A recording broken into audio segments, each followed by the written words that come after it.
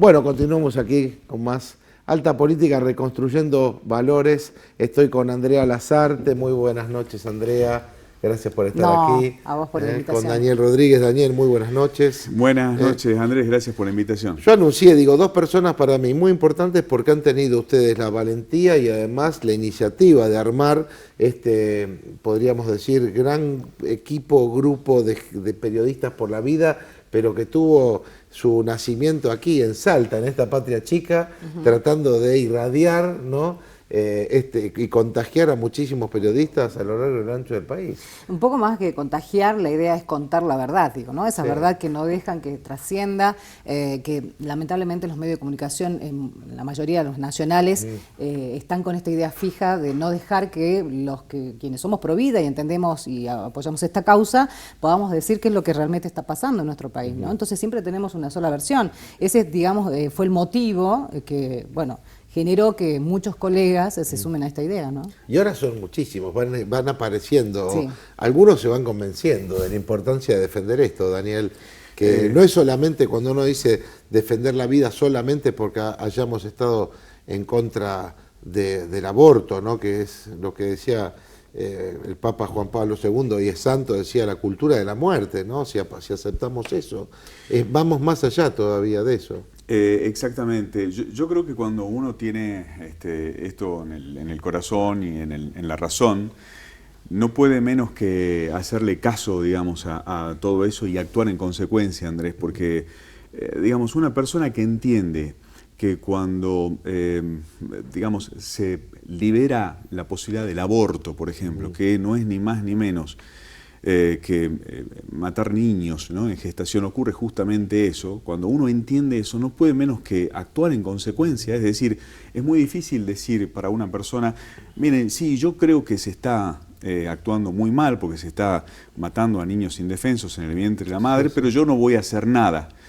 Eso es imposible, y yo llamo a la gente que por allí dice, no, la guerra ya está perdida. Una cosa que se dice mucho, sobre todo en el tema que tiene que ver con la ideología de género, esto es una andanada muy grande, la guerra ya está perdida y no podemos hacer nada.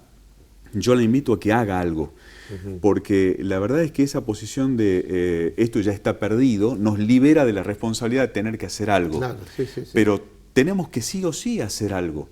Chesterton, el escritor, tenía una frase muy linda, que yo por ahí la recuerdo, que tiene que ver con todo esto, que decía: cada época es salvada por un pequeño grupo de personas que tiene el coraje de ser inactuales. Sí, muy bueno. ¿No? Y nosotros no tenemos que tener miedo de ser inactuales. Si la actualidad es liberar la muerte de inocentes, si la actualidad es confundir a chiquitos en la escuela primaria, hacerlos dudar de su sexualidad, por ejemplo. Nosotros somos inactuales, dinosaurios, lo que quieran. Retrógrados y todos los epítetos que puedan existir. Exactamente, que a los oídos míos, si se refieren a eso, la verdad es que son un elogio, ¿no? Yo creo que esta cuestión de antiderechos que se usa mucho en la actualidad está totalmente equivocada y tergiversada. ¿Quién más antiderecho que aquel que mata a un niño por nacer, que ni siquiera puede alzar la voz, ¿no? Para defenderse? Sí, que es totalmente... Que niega el derecho a la vida, a la existencia, que es el derecho básico sobre el cual se fundan los demás derechos, ¿no? Sí. Entonces, eso es realmente ser antiderecho para nosotros. Se amparan, Andrea, en la expresión igual hay abortos clandestinos. Entonces dicen, como mueren mujeres en abortos clandestinos, tenemos que desde el Estado decir, bueno, vengan y mátenlos tranquilos acá con más asepsia. Claro, ¿no? Bueno, la Organización Mundial de la Salud dice que murieron 31 mujeres, en todo caso, por abortos clandestinos por año. Entonces, ¿de qué estamos hablando cuando hablamos de estas cifras exorbitantes que desconocemos cuál es el origen, ¿no? ¿Cuál es la entidad, en todo caso, que avala? No es un problema de salud pública, queda claro que no. No es un problema de salud pública. Hay otros problemas, el cardiológico, el cáncer. ¿Cuántas mujeres mueren por esto también? Y no las he visto levantar ninguna bandera por eso. Entonces, pero sí levantamos la bandera en contra de las propias mujeres, porque vos fíjate que en los casos que se han dado en Argentina en el último tiempo de abortos, y lamentablemente con la justicia en el medio, abortos no punibles, han terminado matando mujeres. Sí, Eran bebés de sexo femenino, ¿no? O sea, entonces... Justina, claro, Esperanza. exactamente. Bueno, y Kayla Young, que no nos debemos olvidar, esta joven también, que le dieron misoprostol y terminó muriendo. Entonces, ¿dónde? Y la médica ahí está, no pasa nada. No pasa nada, con esa médica no pasa nada. En cambio, Leandro Rodríguez Lastra, en Ahora, la picota de la justicia. recordemos que Rodríguez Lastra no fue denunciado por la propia joven, Claro. Que finalmente llegó con el parto con total normalidad hasta fin de término, y este niño vive. Tiene 2 años y está en adopción. Exactamente, pero sí de una diputada pro aborto. ¿No? Entonces, que fue la que denunció la diputada pro aborto. Por eso se llega a este caso, ¿no? Ahí estamos viendo a ustedes, bueno, cuando vino Leandro Rodríguez Lastra, estuvieron también en la marcha anterior cuando fue el Día del Niño por Nacer. Sí. La verdad yo los felicito a ambos porque han tenido también el coraje en el medio de un grupo, digamos, de periodistas que mayoritariamente se ponían el pañuelito verde acompañando esta cultura de la muerte, ¿no? Y del descarte. O callan, porque es tremendo, porque ¿no? también debo decir que hay muchos que prefieren no opinar de esto, y tal vez por el miedo, no porque sean pro aborto, sino son pro vida, pero tienen mucho miedo a esto que vos decías recién, ¿no? El insulto, la agresión, el señalamiento constante, el desprestigio de alguna manera que ellos buscan generar, ¿no? Con todos estos insultos y epítetos, y esto es claro. O sea, no tenés argumentos, llegás a este tipo de cosas, ¿no? Uno tendría que decirles, no tengan miedo, ¿no? Un poco, Daniel, no tengan miedo. Sí, acá hay algo que es muy claro también, Andrés, que acá no estamos hablando de una alteración, vulneración a la ética periodística, a la independencia periodística y a la imparcialidad. A ver, el otro día me decía una persona, no, ustedes como periodistas tienen que mantenerse al margen, ser imparciales, ser imparciales con respecto a este tema. Es como que yo te dijera, Andrés, ¿tenés una opinión fundada sobre la corrupción, por ejemplo? Claro. No, yo en eso no digo ni que está bien ni que está mal, claro. ¿No? Yo solamente informo. No, tenemos que decir, la corrupción está mal. Y esto es infinitamente peor de malo, que la corrupción, porque se trata de matar, ¿no? Chiquitos en gestación. La Academia Nacional de Medicina dice que la vida comienza en el momento de la concepción. Por eso es impresionante escuchar a dirigentes políticos que banalizan la vida. Que banalizan la vida y decir, por ejemplo, que nadie va a obligar a la gente a abortar. Una locura y una idiotez absoluta. Disculpen la expresión, pero es realmente algo muy tonto de decir, porque estamos obligando al chiquito a morir, ¿no?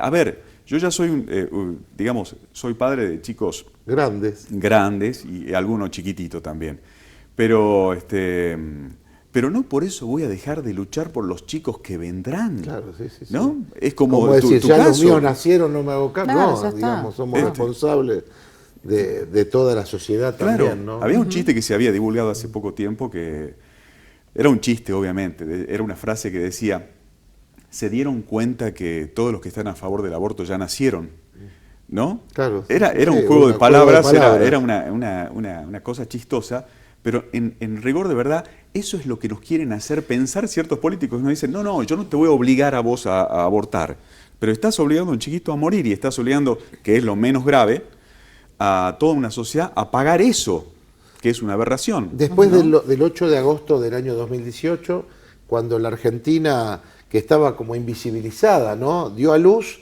una negativa en el Senado de la Nación al aborto.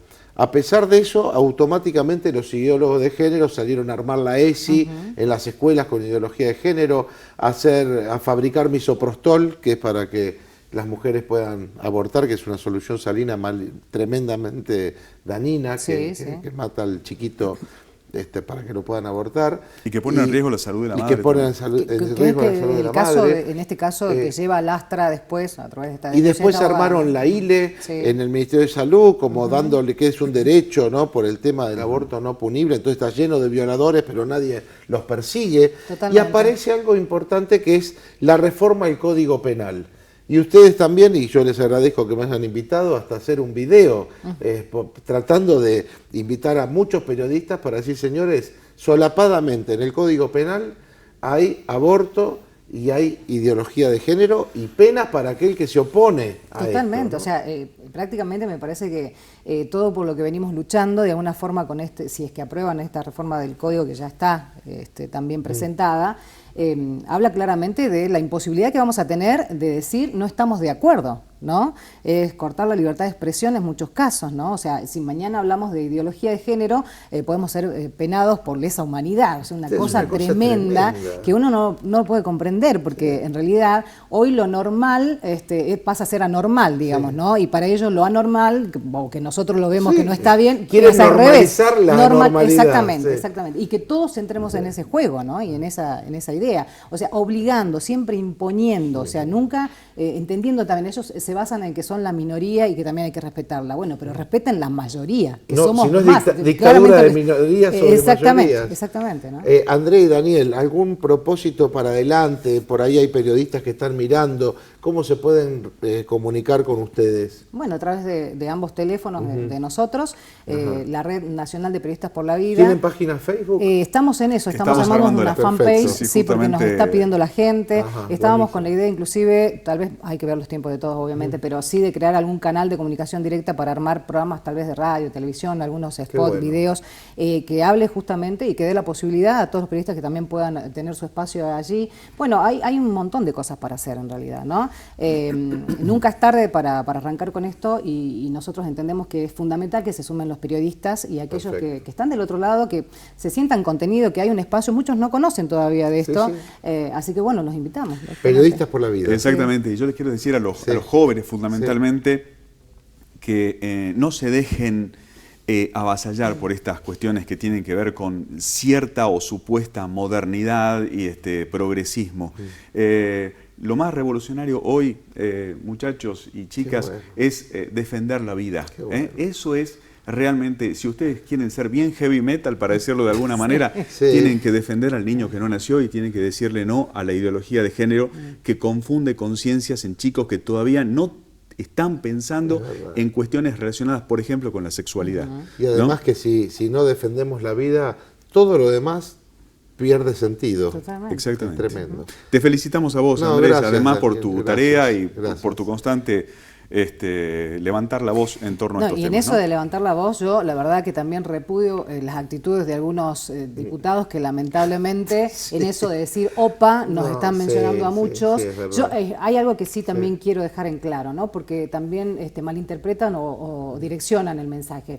Acá no estamos hablando de religiones puntualmente cuando hablamos de aborto, ¿no?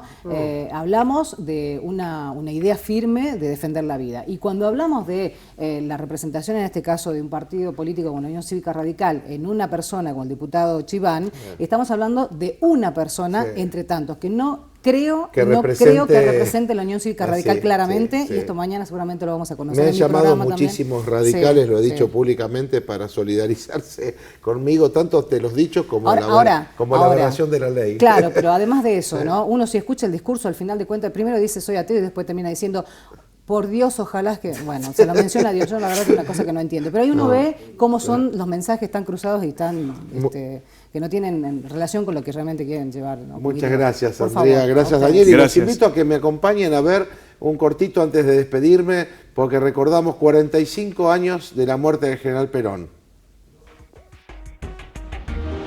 Aunque en las calles de la Argentina todo parece transcurrir con normalidad, el 1 de julio de 1974 no es un día como cualquier otro. El país entero está pendiente de la frágil salud del presidente Perón. A las 14:05, la voz quebrada de Isabel Martínez anuncia lo que casi nadie quiere oír. Con gran dolor debo transmitir al pueblo el fallecimiento de un verdadero apóstol de la paz y la no violencia. Luego del mensaje, las ciudades se paralizan lentamente. Al día siguiente, el título del diario Noticias y la bajada que lo acompaña son una síntesis precisa del momento histórico. El general Perón, figura central de la política argentina de los últimos 30 años, murió ayer a las 13:15 horas. En la conciencia de millones de hombres y mujeres, la noticia tardará en volverse tolerable. Más allá de la lucha política que lo envolvió, la Argentina llora a un líder excepcional. Custodiado por granaderos, el ataúd con los restos de Perón es trasladado al edificio del Congreso, donde se realizará el velatorio. una multitud lo acompaña por última vez en un cortejo que parece interminable. A su paso, las muestras de tristeza y dolor son generalizadas y representan el estado de ánimo de buena parte de los habitantes de la Argentina. En las provincias, la gente se reúne espontáneamente en las calles y muchos intentan viajar por cualquier medio a la capital para despedir al líder. Quienes se quedan en el interior del país organizan desde la distancia actos y velatorios simbólicos a modo de un último homenaje.